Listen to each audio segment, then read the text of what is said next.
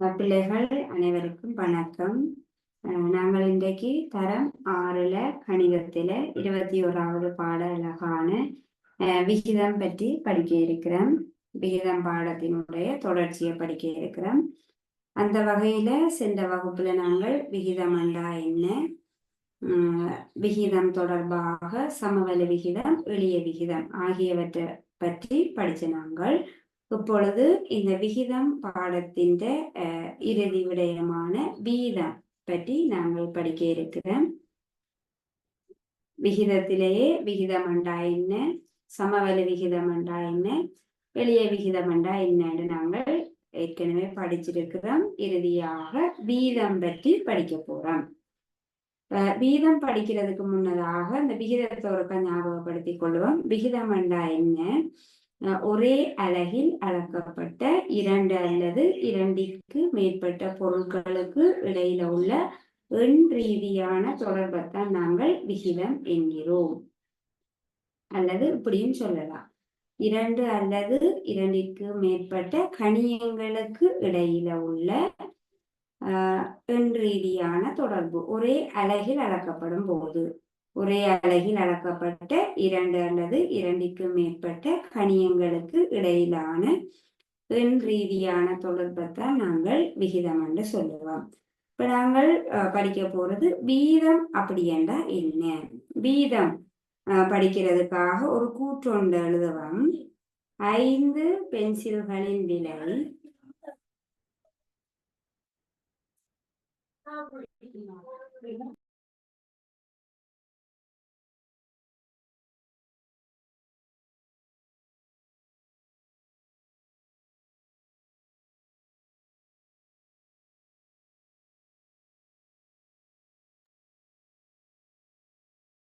5 பென்சில்களின் விலை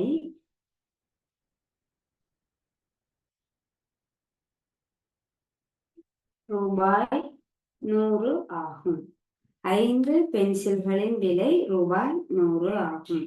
இந்த கூற்றை வாசிக்கும் பொழுதோ இந்த கூற்றுல 2 கணியங்களுக்கு இடையிலான தொடர்பு தரப்பட்டிருக்குது. பாருங்க, 5 பென்சில்களினுடைய விலை ரூபாய் 100. பென்சில்களின் எண்ணிக்கையும் தரப்பட்டிருக்குது, 5 பென்சில்களினுடைய விலையும் தரப்பட்டிருக்குது.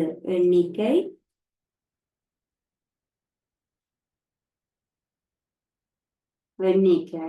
விலை ஆகிய 2 கணியங்கள் வந்திருக்குது.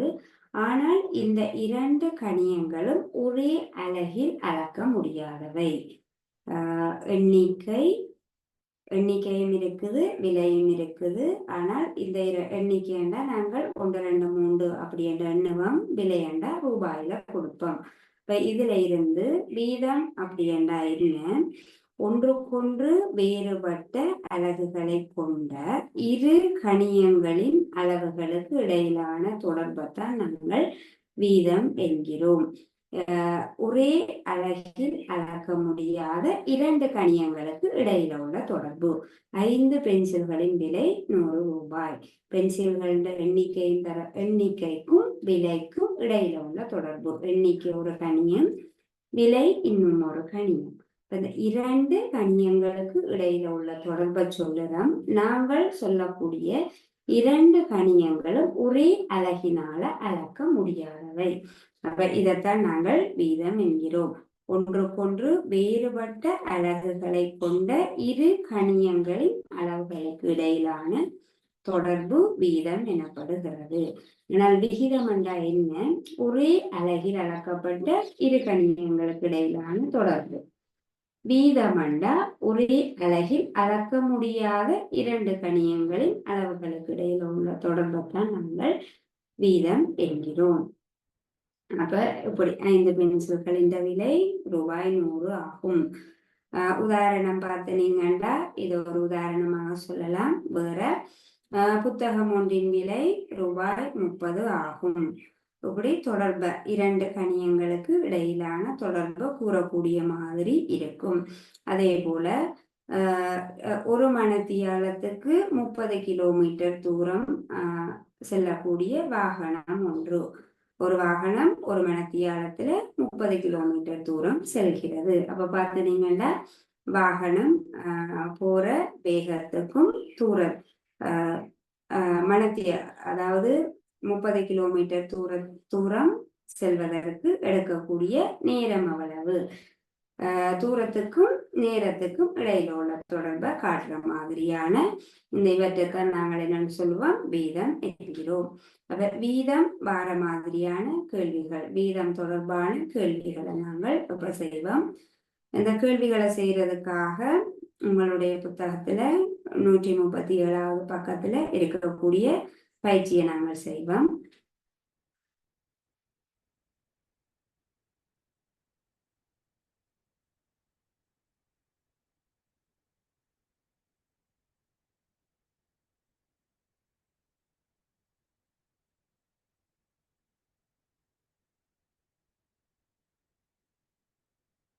உங்களுடைய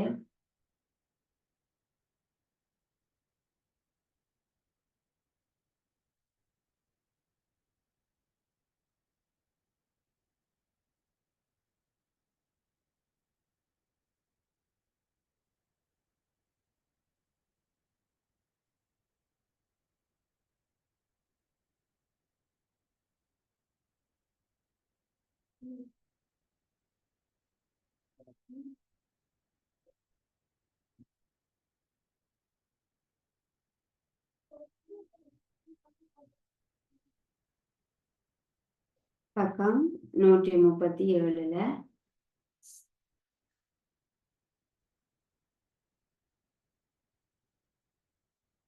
பயிற்சி 21.3 செய்வோம்.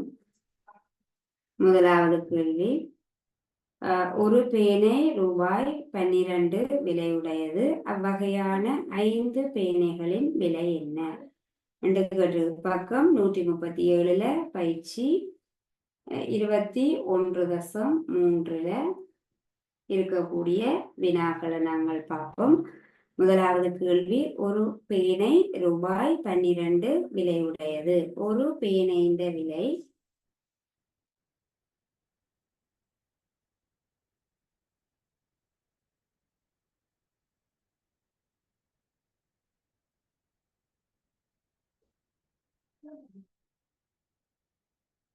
ஒரு பேனையின் விலை ரூபாய் 12. அவ்வகையான 5 பேனைகளின் விலை என்னென்று கேட்டு 5 பேனைகளின் விலை எவ்வளவு? அப்ப நாங்கள் என்ன செய்வோம், ஒரு பேனையின் விலை ரூபாய் 12.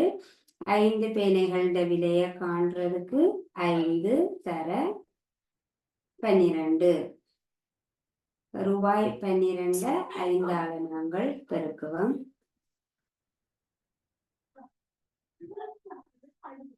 ரூபாய் 12 தர 5 12 5ஆல பெருக்கினோம்னா 60 ரூபாய்.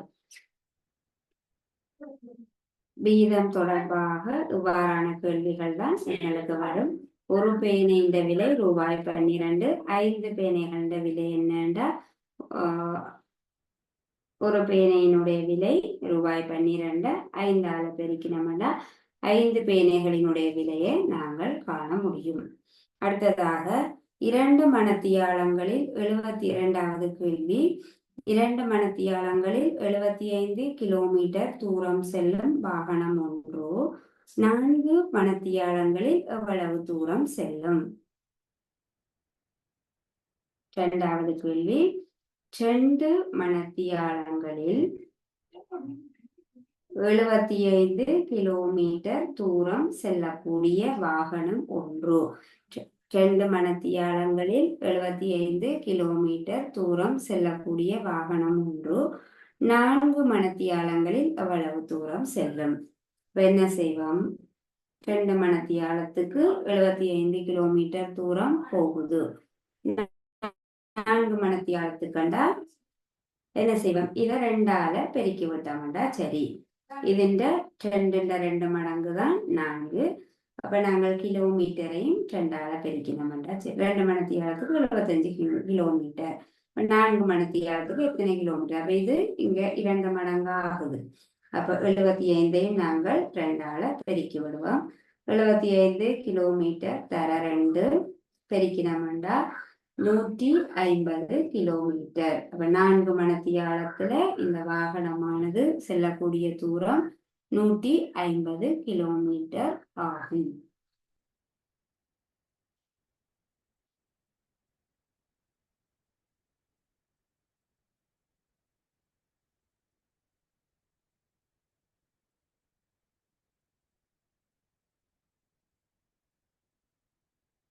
அடுத்ததாக 3வது கேள்வி. மோட்டார் வண்டி ஒன்று 20 கிலோமீட்டர் செல்ல 1 லிட்டர் எரிபொருளை பயன்படுத்துகின்றது. 3வது கேள்வியை பாருங்க.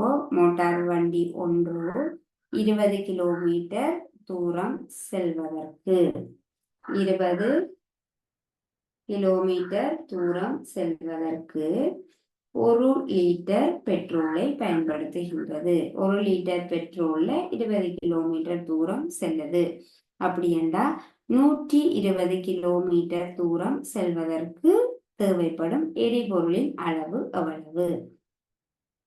20 கிலோமீட்டர் தூரம் செல்வதற்கு 1 லிட்டர் எரிபொருள் முடியுது. அப்படி என்றால் 120 கிலோமீட்டர் தூரம் செல்வதற்கு எத்தனை லிட்டர் எரிபொருள் தேவைப்படும்? அப்ப நாங்கள் என்ன செய்வோம்? 120 கிலோமீட்டர் தூரம் செல்வதற்கு தேவைப்படும் எரிபொருள் என்ன செய்யறது? 120 20ஆல நாங்கள் பிரிப்போம். 120 20ஆல பிரிக்கும் பொழுது 6 லிட்டர் வரும். 1 லிட்டருக்கு 20 கிலோமீட்டர். அப்ப 6 லிட்டருக்கு 120 கிலோமீட்டர். இப்படி கேள்வி கேட்டால் நாங்கள் என்ன செய்ய வேணும்? வகுக்க வேணும்.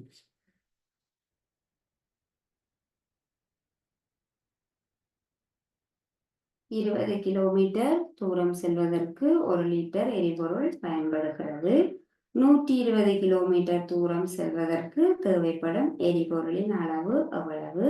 அப்ப 120 20ஆல வகுக்கும் பொழுது 6 வருது. அப்ப 6 லிட்டர் எரிபொருள் தேவைப்படும் 120 கிலோமீட்டர் தூரம் செல்வதற்கு. 120 6ஆல பிரிச்சோம்னா சரி. 1 லிட்டருக்கு 20 கிலோமீட்டர். அப்படி என்றால் 6 லிட்டருக்கு தான் 120 கிலோமீட்டர்.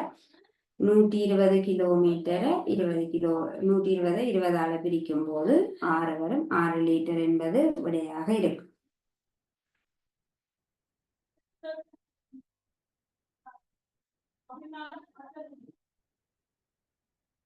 பாருங்க பிள்ளைகள், நாங்கள் இன்றைக்கு வீதம் உங்களுக்கு இந்த பாடத்துல வரக்கூடிய கேள்விகள் எப்படி 2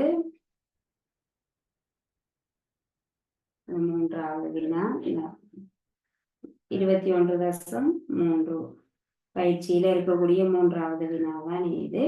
அப்ப வீதமண்டா இலகுவானதாக இருக்கும். அதாவது ஒரு பேனையின் விலை 12 ரூபாண்டா 5 பேனைகள விலை விளவாக இருக்கும். 2 கணியங்களுக்கு இடையிலான பேனைகள எண்ணிக்கைக்கும் விலைக்கும் இடையிலான தொடர்பு கூறக்கூடியதாக இருக்கிறது தான் வீதம். 2 மணித்தியாலத்துக்கு 75 கிலோமீட்டர் தூரம் செல்லக்கூடிய வாகனம் உண்டு. 4 மணித்தியாலத்துக்கு இவ்வளவு தூரம் செல்லும். அப்ப நேரமும் தூரமும் வருது. நேரத்துக்கும் தூரத்துக்கும் இடையில உள்ள தொடர்பை காண்கிறது. 2 மணித்தியாலத்துல போற தூரம் தந்திருக்கு. உங்கள்கிட்ட 4 மணித்தியாலத்துல எவ்வளவு தூரம் போகும் என்று கேட்டிருக்குது. அதே போலதான் இதுவும் எரிபொருளுக்கும் தூரத்துக்கும் இடையில உள்ள தொடர்பை கூறக்கூடியதாக இருக்குது. ஒரு மோட்டார் வாகனம், ஒரு மோட்டார் வண்டி 1 லிட்டர் எரிபொருள்ல 20 கிலோமீட்டர் தூரம் செல்லுதா 120 கிலோமீட்டர் தூரம் செல்வதற்கு எவ்வளவு எரிபொருள் தேவைப்படும்? 20 கிலோமீட்டர் 1 லிட்டர் 120 நாங்கள் 20ஆல வகுத்து விட்டோம்டா சரி. இப்ப நாங்கள் இந்த பயிற்சியில இருக்கக்கூடிய முதல் 3 வினாக்களையும் செய்திருக்கிறோம். இதே போல நீங்கள் மீதியாக இருக்கக்கூடிய வினாக்களை செய்து பார்க்கலாம். இலகுவானதாகத்தான் இருக்கும். இதைத்தான் நாங்கள் வீதம் என்கிறோம். 2 கணியங்களுக்கு ஒரே அலகில் அளக்க முடியாத ஒரே அலகில் எழுத முடியாத இரண்டு கணியங்களுக்கு இடையில உள்ள தொடர்பை கூறுவதுதான் வீதம் எனப்படுகிறது.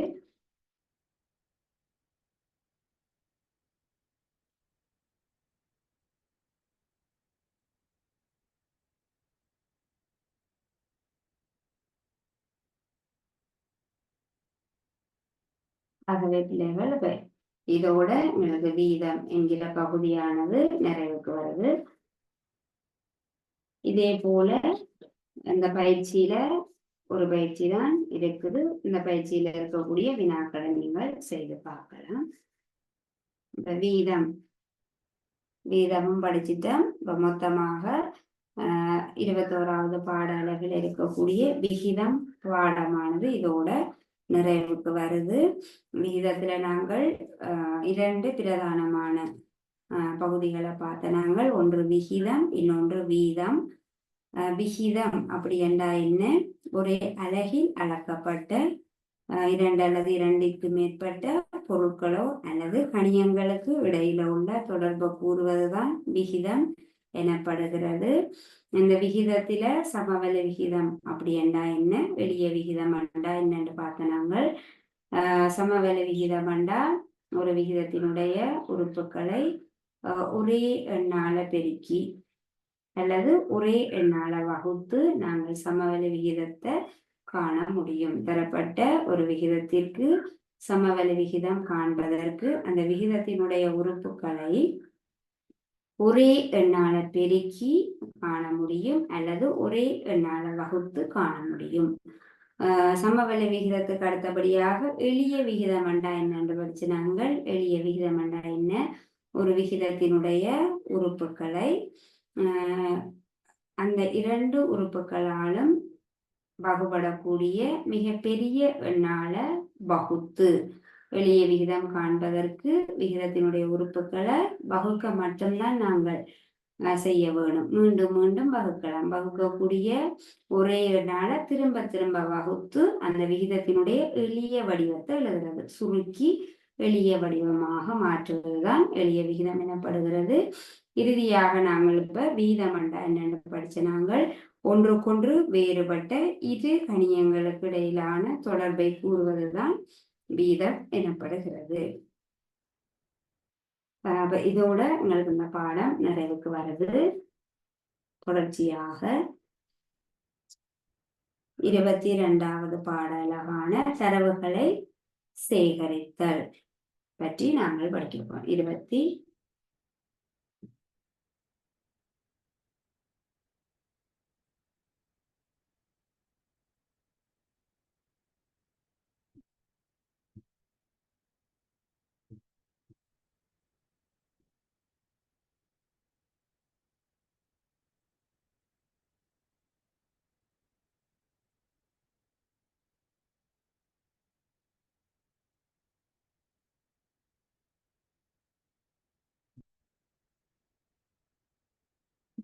தரவுகளை சேகரித்தல் அப்படி என்றா என்ன?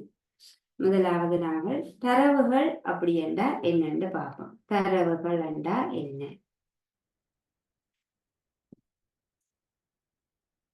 தரவுகள் என்றா என்னன்னு சொல்றோம். தரவுகள் அப்படி என்றா எண் வடிவில் காட்டக்கூடிய தகவல்கள். எண் வடிவில காட்டக்கூடிய தகவல்களைத்தான் நாங்கள் தரவுகள் என்கிறோம்.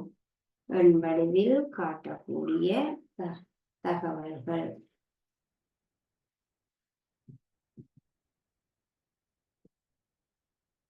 இந்த பாடத்துல தரவுகளை சேகரித்தல் என்கிற பாடத்துல நாங்கள் தரவுகள் என்றா என்ன, இந்த தரவுகளை சேகரிப்பதற்காக என்னென்ன முறைகளை நாங்கள் பயன்படுத்துகிறோம் என்பது தொடர்பாக படிக்கலாம். முதலாவதாக நாங்கள் என்ன படிக்கிறோம்? தரவுகள் அப்படி என்றா என்ன? எண் வடிவில் காட்டக்கூடிய தகவல்கள். இப்ப உதாரணமாக உங்களுடைய வகுப்பறையில நாங்கள் தரம் 6 மாணவர்கள், தரம் 6 வகுப்பறையில இப்ப எல்லாரும் 2ஆம் தவணை பரீட்சை எழுதி முடிச்சுட்டு உங்களோட மார்க்ஸ் உங்களுக்கு கையில கிடைச்சிருக்கும்.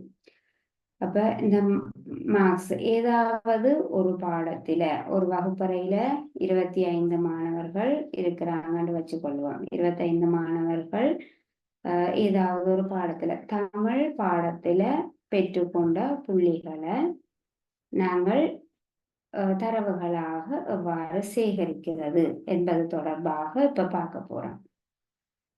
தரம் 6ல 25 மாணவர்கள், உங்களுடைய வகுப்பறையில 25 மாணவர்கள் இருக்கிறாங்கன்னு வச்சு கொள்ளுவோம். இந்த 25 மாணவர்களும் தமிழ் பாடத்துல பெற்ற புள்ளிகளை வச்சு கொண்ட 25 மதிப்பெண்கள் இருக்க வேணும். இந்த 25 மதிப்பெண்களையும் நாங்கள் ஒரு தரவுகளாக என்னென்று சேகரிக்கிறது அப்படின்னு பார்க்க போறோம்.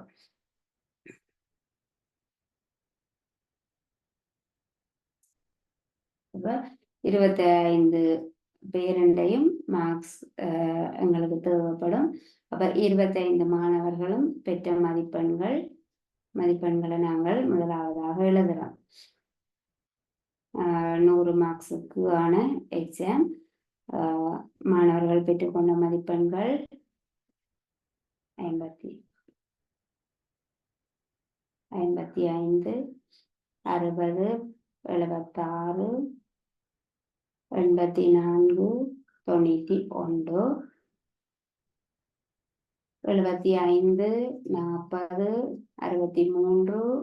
75, 40, 63, 75, 39, 53, 25, 47, 56, 63, 92, 87,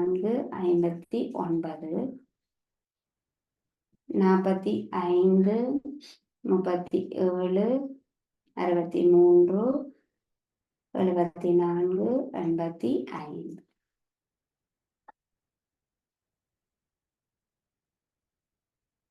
இதுல பார்த்தீங்கன்னா 25 மாணவர்கள மதிப்பெண்கள் தரப்பட்டிருக்குது. 1, 2, 3, 4, 5. ஒரு வரிசையில 5 மதிப்பெண்கள் 5 வரிசையில 25 மாணவர்களினுடைய மதிப்பெண்கள் தரப்பட்டிருக்குது. முதலாவதாக 55, 60, 76, 84, 91.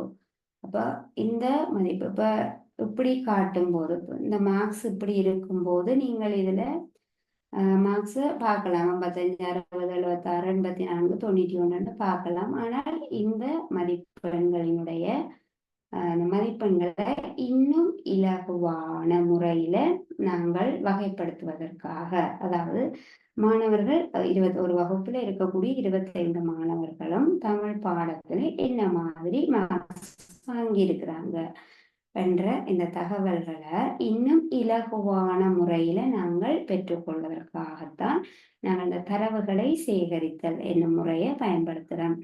தரவுகளை சேகரிப்பதற்காக நாங்கள் முதலாவதாக பயன்படுத்தக்கூடிய முறைக்கு என்ன பெயர் என்றால் வரவு குறி. தரவுகளை சேகரிப்பதற்காக இலகுவான முறையில தரவுகளை சேகரிப்பதற்காக நாங்கள் ஒரு முறையை பயன்படுத்துகிறோம். அந்த முறைக்கு என்ன பெயர் என்றால் வரவு குறி. வரவு குறி என்றா என்ன? ஒரு கோடு போட்டு காட்டுறது. வரவு குறி என்றா இப்படி ஒரு சாய்வான கோடை போட்டு காட்டுறதுதான் வரவு குறி. வரவு குறி முறையில தரவுகளை சேகரிப்பது அப்படி என்றா என்ன? ஒன்றுக்காக ஒரு மாணவரினுடைய மதிப்பெண்ணை கூறுவதற்காக ஒரு கோடு, சாய்வான ஒரு கோடை பயன்படுத்தி காட்டுற முறைக்குத்தான் என்ன பெயர்? வரவு குறி. சாய்வான ஒரு கோடு போட்டு நாங்கள் இந்த தரவுகளை சேகரிக்கிறோம். இந்த முறைக்கு என்ன பெயர்? வரவு குறி முறையில தரவுகளை சேகரிக்கிறது. ஒரு சரிஞ்ச மாதிரியான ஒரு கோடு போடுறது, ஒரு மாணவனை குறிப்பதற்காக, ஒரு மாணவனினுடைய மதிப்பெண்ணை குறிப்பதற்காக. இந்த தகவல்களை இன்னும் இலகுவாக நாங்கள் வரவு குறிமுறையில காட்டுவோம்.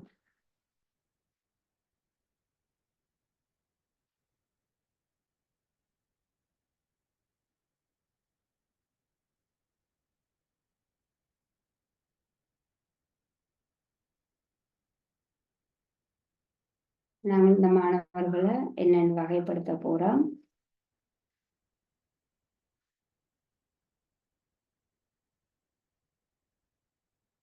தரவுகளை வகை சேகரிப்பதற்காக இலகுவாக ஒரு முறையை நாங்கள் பயன்படுத்துகிறோம்.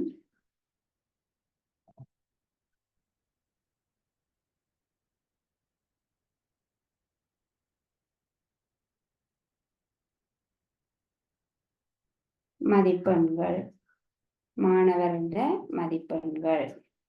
அடுத்ததாக வரவு குறி.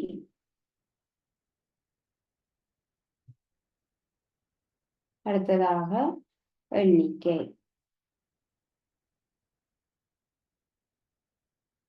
மதிப்பெண்கள், வரவு குறி, எண்ணிக்கை.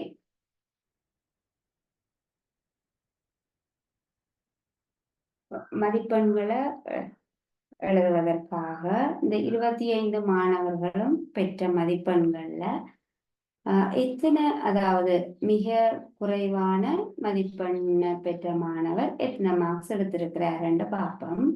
பார்த்தீங்கன்னா தமிழ் பாடம் என்பதனால எல்லா மாணவர்களும் நல்ல மார்க்ஸ் எடுப்பாங்க. அப்ப பெரும்பாலும் 10க்கு குறைவாக இருக்க மாட்டாங்க. இந்த தகவல், இந்த மதிப்பெண்கள் பட்டியல்ல மிக குறைந்த மதிப்பெண்களை பெற்றிருக்கக்கூடிய மாணவரின் மதிப்பெண் 25. 25ல தொடங்குது.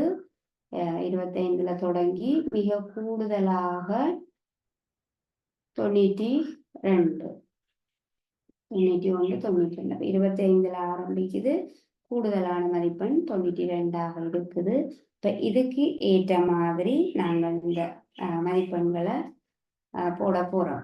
பார்த்தீங்கன்னா இப்ப 21லிருந்து 30 வரையான மதிப்பெண்களை பெற்ற மாணவர்கள எண்ணிக்கை. ஏனென்றா இதுல இருக்கக்கூடிய மார்க்ஸ்ல குறைவான மார்க்ஸ் 25ல இருந்துதான் ஆரம்பமாகுது. ஆகவே 21லிருந்து 30 வரை எத்தனை மாணவர்கள் பெற்றிருக்கிறார்கள். அடுத்தது 31லிருந்து 40 வரை எத்தனை மாணவர்கள் பெற்றிருக்கிறார்கள். 41லிருந்து 50 வரை எத்தனை மாணவர்கள் பெற்றிருக்கிறார்கள். 51லிருந்து 60 வரை எத்தனை மாணவர்கள் பெற்றிருக்கிறார்கள். 61லிருந்து 70 வரை எத்தனை மாணவர்கள் பெற்றிருக்கிறார்கள். 71லிருந்து 80 வரை, 81லிருந்து 90 வரை,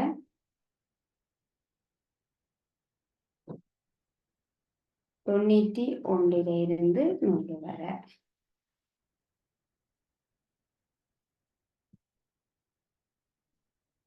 எங்களுக்கு காட்டப்பட்டிருக்கிற இந்த தகவல்களை இன்னும் இலகுவான முறையில நாங்கள் பெற்றுக்கொள்வதற்காக இதென்ன செய்யறோம், ஒரு தரவாக சேகரிக்கிறோம். அப்படி 21 தொடக்கம் 30 வரை பெற்றுக்கொண்ட மாணவர்கள் எத்தனை பேர், 31 தொடக்கம் 40 வரை பெற்றுக்கொண்ட மதிப்பெண்கள் பெற்றுக்கொண்ட மாணவர்கள் எத்தனை பேர், 41 தொடக்கம் 50 வரையான மதிப்பெண்களை பெற்றுக்கொண்ட மாணவர்கள் எத்தனை பேர் என்று நாங்கள் இப்ப இந்த அட்டவணையில வரவு குறி முறையில நாங்கள் குறிக்க போறோம். இப்ப வரவு குறி என்றா என்ன, ஒரு மாணவனுக்காக இப்படி ஒரு சாய்வா இப்படி ஒரு கோட்டை போடுவோம். சரிஞ்ச மாதிரியான ஒரு கோட்டை போட்டு வரவு குறி முறையில தரவுகளை நாங்கள் சேகரிக்க முடியும். பாருங்க, இப்ப 21 தொடக்கம் 30. அப்ப இந்த மதிப்பெண்களுக்குள்ள 21 தொடக்கம் 30 வரையான மதிப்பெண்களை நாங்கள் எடுக்கிறோம். பார்க்கும் பொழுது 21 தொடக்கம் 30 இதுக்குள்ள 21லிருந்து 30 வரையான மதிப்பெண்கள் எத்தனை இருக்குது. ஒன்றுக்கு பதிலாக ஒரு கோடு, ஒரு வரவு குறி, ஒரு கோடு ஒன்று போடுறது. முதலாக பார்த்தீங்கன்னா 21 தொடக்கம் 30 வரையான மதிப்பெண்கள்ல 25 இருக்குதாகவே இப்படி ஒரு கோடு போடுறோம். ஒரு ஆள் இருக்கிறார், அப்ப ஒரு சரிஞ்ச கோடு. அடுத்ததாக 31 தொடக்கம் 40, 31க்கும் 31லிருந்து 40 வரையான மதிப்பெண்கள் எத்தனை இருக்குது என்று போட போறோம். 31 தொடக்கம் 40, இதுல 40 இருக்குது. ஆகவே 40க்கு பதிலாக ஒரு சரிவான கோடு. அடுத்தது 37. 2 மாணவர்கள் 31 தொடக்கம் 40 வரையான மதிப்பெண்களை பெற்றிருக்கிறார்கள். 37 உண்டு, 40 உண்டு. அடுத்தது 41 தொடக்கம் 50. 41 இருந்து 50 வரையான மதிப்பெண்களை பெற்றுக்கொண்ட மாணவர்கள் எத்தனை பேர்? 40 போயிட்டு 37 போயிட்டு 49 தொடக்கம் 50. இப்ப 47 ஒரு ஆள் இருக்கிறார். இப்ப 47 1. அடுத்தது 45 2 கோடு. அதே போல 51 தொடக்கம் 60 வரையான மதிப்பெண்களை பெற்றுக்கொண்ட மாணவர்கள் எத்தனை பேர்? 51 தொடக்கம் 60. இதில் 55 1, 60 2,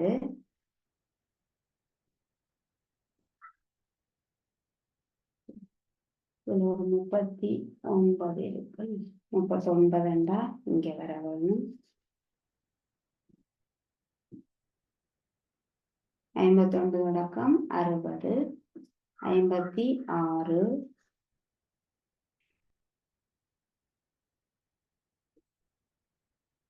3 மாணவர்கள். ஆகவே 3 வரவுக்குறி மூலமாக நாங்கள் காட்டியிருக்கிறோம்.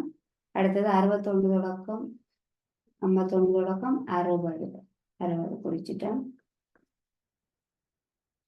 61 தொடக்கம் 70,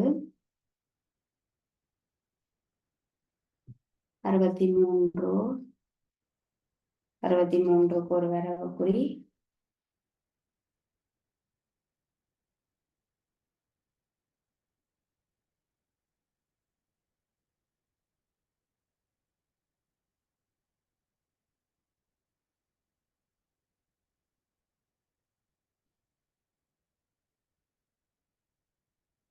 அடுத்ததாக 64,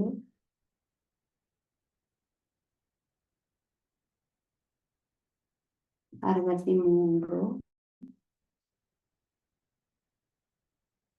55, 60, 59, 53,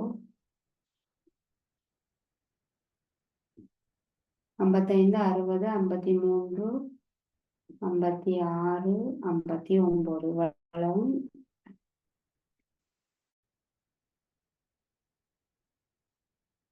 51 தொடக்கம் 60 ஒருக்கா பார்ப்போம். 55, 51 இருந்து 60 வரை. 55, 60. அடுத்ததாக 53, 56, 59. 5வது. இப்ப 4 முடிஞ்சு வரவுக்குறி முறையில 4 மாணவர்கள மதிப்பெண்கள் வரவுக்குறியில போட்டுட்டு வந்த பிறகு 5வது மாணவனை குறிக்கிறதுக்கு நாங்கள் இவ்வாறு பயன்படுத்தலாம்.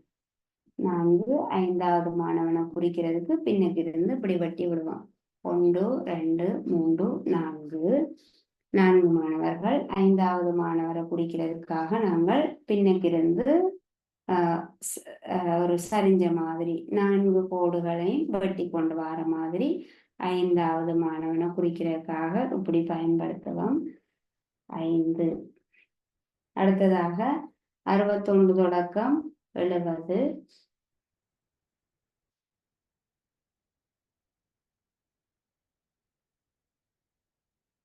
63,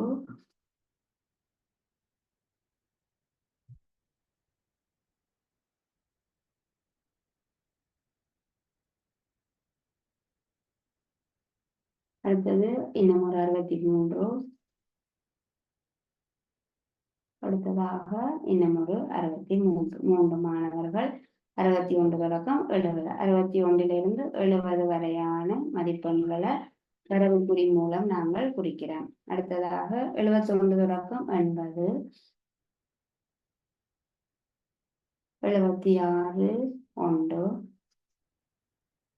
75, 2, அடுத்து 75 3,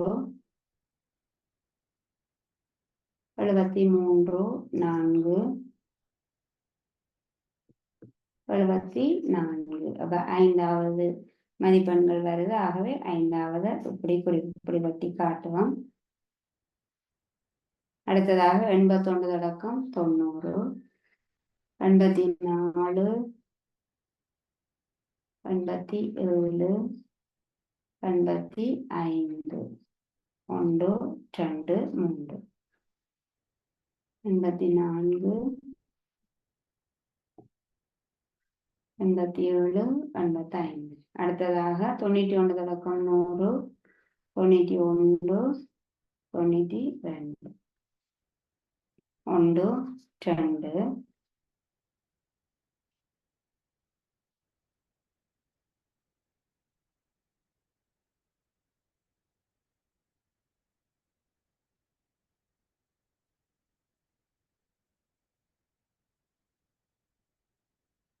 இந்த மாணவர்கள எண்ணிக்கையை குறிப்போம். 21 தொடக்கம் 30 ஒரு மாணவர் வரக்கூடிய நாங்கள் எண்ணும்போது ஒரு மாணவர் பெற்றிருக்கிறார் 1. ஆகவே இங்கே 1. 31 தொடக்கம் 40 இந்த வரவுக்குரிய எண்ணி நாங்கள் எண்ணிக்கையை போட முடியும். 31 தொடக்கம் 40 வரைக்கும் 3 மாணவர்கள் பெற்றிருக்கிறார்கள் 1 2 3. அடுத்தது 41 தொடக்கம் 50 வரை 1 2 2 மாணவர்கள். 51 தொடக்கம் 60 வரை 1 2 3 4 5வது கோடி இருக்காகவே 5. 61 தொடக்கம் 70 வரை 3 மாணவர்கள். 71 தொடக்கம் 80 வரை 1 2 3 4 5 மாணவர்கள். 81 தொடக்கம் 90 வரை 3 மாணவர்கள். 91 தொடக்கம் 100 வரை 2 மாணவர்கள். எண்ணி பார்த்தோம்னா 25 வரை வேணும். 4 6 11 14 19 24. நாங்கள் இங்கே ஒரு மார்க்ஸை இங்கே ஏதோ ஒரு இடத்துல நாங்கள் விட்டுட்டோம். 21 தொடக்கம் 30 வரை ஒரு ஆள் தான். 31 தொடக்கம் 40 வரை 31 தொடக்கம் 40 1 2 3 1 2 3 பேர். 41 தொடக்கம் 50 வரை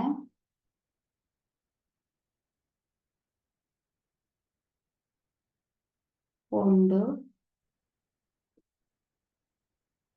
2 பேர். 51 தொடக்கம் 60 வரை 1 2 3 4 5 5 பேர். 61 தொடக்கம் 70 வரை 1 2 3 4 பேர். இதுலதான் ஒரு ஆள் கூட வருது 4 பேர். ஆகவே பிள்ளைகள் பார்த்தீங்கன்னா ஒரு தகவல் ஒன்று தரப்படும் போது உதாரணமாக நாங்கள் என்ன எடுத்த நாங்கள் தரம் 6 மாணவர்களை கொண்ட ஒரு வகுப்பறையில 25 மாணவர்கள் தமிழ் பாடத்துல பெற்றுக்கொண்ட புள்ளிகள் புள்ளிகள் தரப்படும் போது அந்த புள்ளிகளை நாங்கள் தரவுகளாக சேகரிக்கிறோம். இந்த மாதிரி 21 தொடக்கம் 30 வரையான மதிப்பெண்களை பெற்றுக்கொண்ட மாணவர்கள் எத்தனை பேர், 31 தொடக்கம் 40 வரையான மதிப்பெண்களை பெற்றுக்கொண்ட மாணவர்கள் எத்தனை பேர். இப்படி நாங்கள் பார்க்கிறத விட இவ்வாறு தரவுகளை சேகரித்து இப்படி பார்க்கும்போது நிறைய விஷயங்களை நாங்கள் பெற்றுக்கொள்ளக்கூடிய மாதிரி இருக்கும். இந்த அட்டவணையை வச்சுக்கொண்டு நிறைய விஷயங்களை நாங்கள் சொல்ல முடியும். அதாவது இந்த தமிழ் பாடத்துல சித்தி அடையாத மாணவர்கள், சித்தி அடையாதா 40க்கு குறைவாக பெற்றுக்கொண்ட மாணவர்கள் எத்தனை பேர், 4 பேர். இப்படி நாங்கள் சேகரிக்கும் போது இந்த தகவலை ஈஸியாக பெற்றுக்கொள்ளலாம். ஆனால் இதில் இப்படியே வச்சிருந்தோம்னா எங்களுக்கு நிறைய விஷயங்களை கண்டுபிடிக்கிறது கஷ்டமாக இருக்கும், நிறைய நேரம் தேவைப்படும். ஆகவே நாங்கள் இப்படி ஒரு தரவுகளாக வரவு குறிமுறையில சேகரிக்கும் பொழுது நிறைய விஷயங்களை இலகுவாக நாங்கள் கண்டறியக்கூடியதாக இருக்கும். 90க்கு மேல 2 பேர் வாங்கி இருக்கிறாங்க. 80ல இருந்து 100 வரை 5 பேர் எடுத்திருக்கிறாங்க. இதை வச்சுக்கொண்டு ஈஸியா சொல்லலாம். 80க்கு மேல எத்தனை மாணவர்கள் மார்க்ஸ் வாங்கியிருக்கிறாங்க? 5 பேர். 40க்கு குறைவான மாணவர்கள் எத்தனை பேர்? அப்போ 1 3 4 பேர் 40க்கு குறைவாக வாங்கியிருக்கிறாங்க. 50க்கு மேல எத்தனை மாணவர்கள் பெற்றிருக்கிறார்கள் என்றால் இதோட 50 9 14 17 19 மாணவர்கள் 50க்கு மேல வாங்கியிருக்கிறார்கள். அப்படி என்ற தகவல்களை நாங்கள் இலகுவாக பெற்றுக்கொள்ள முடியும். அதற்காகத்தான் நாங்கள் இந்த தரவுகளை சேகரிக்கிறோம். அப்ப தரவுகள் அப்படி என்றால் என்ன? எண் வடிவில காட்டக்கூடிய தகவல்கள். எண் வடிவில ஒரு தகவல்களை காட்டும் பொழுது நாங்கள் அதை தரவுகள் என்றோம். நிறைய இடங்கள்ல நாங்கள் இந்த தரவுகளை சேகரிக்கின்றோம். மருத்துவமனை, பாடசாலை, அதே போல நிறைய வீடுகள்ல கூட நாங்கள் இந்த தரவுகளை சேகரிக்கக்கூடியதாக இருக்குது. நம்ம இந்த தரவுகளை சேகரித்தல் இந்த பாடத்தினுடைய தொடர்ச்சியை நாங்கள் மீண்டும் அடுத்த வகுப்புல தொடருவோம். இதோட இன்றைய வகுப்பை நிறைவு செய்து கொள்ளுவோம். மீண்டும் அடுத்த வகுப்புல சந்திப்போம். தேங்க்யூ பிள்ளைகள்.